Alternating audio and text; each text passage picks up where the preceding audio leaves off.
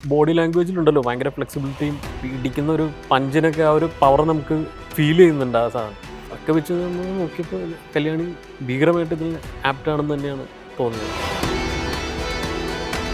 ചന്തുവിൻ്റെ ക്യാരക്ടറാണ് ഞാൻ പറഞ്ഞ പോലെ നേരത്തെ നെസ്ലിൻ ചെയ്യായിരുന്ന ക്യാരക്ടർ. ടീം തന്നെ റിവീൽ ചെയ്തു മൂത്തു എന്നുള്ള ക്യാരക്ടർ മമ്മൂട്ടിയാണെന്ന്. അത് നേരത്തെ ഫിക്സ്ഡ് ആയിരുന്നു?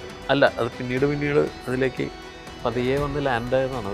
അടുത്ത ചാപ്റ്ററിൽ അത് വരുമായിരിക്കും. അത് എങ്ങനെയായിരിക്കും അതിപ്പോൾ പറയാൻ പറ്റില്ല. അഭിനയിക്കുന്ന കുട്ടികൾ ഫൈറ്റ് ചെയ്യില്ല, ഫൈറ്റ് ചെയ്യുന്ന കുട്ടികൾ അഭിനയിക്കില്ല. ഇത് രണ്ടും കൂടി ക്ലബ് ചെയ്തിട്ടുള്ള ഒരാളെ നമുക്ക് കിട്ടണം. ഒരുപാട് ഓഡിഷൻ നടത്തി നമുക്ക് അങ്ങോട്ട് തൃപ്തിയാവുന്നില്ല. ഈ ഫൈറ്റ് പാളിക്കഴിഞ്ഞാൽ ഇത് മൊത്തം മടപടലം പൊളിയും. അങ്ങനെയാണ് നമ്മൾ പിന്നെ ദുർഗയെ വിളിച്ച് ഓഡിഷൻ നടത്തി. ആ പ്രോസസ്സും അടിപൊളിയായിരുന്നു. ഞാൻ പോലും അറിയാതെ ഞാൻ കാസ്റ്റിംഗ് ഡയറക്ടർ ആയതാണ്.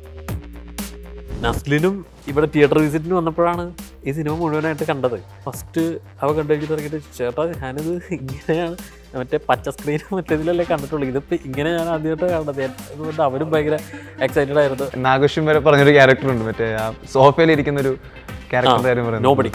ഇവരെല്ലാം ബാംഗ്ലൂർ ബേസ്ഡുള്ള ആൾക്കാരാണോ? അല്ല, നോബഡി അവൻ തൃശ്ശൂരുള്ളതാണ്. ഷിബിൻ നിശാന്തേട്ടൻ ആക്ച്വലി അടിപൊളി ആക്ടറാണ്. പുള്ളിയെ നല്ല രീതിയിൽ വേണ്ട പോലെ യൂസ് ചെയ്തിട്ടില്ല.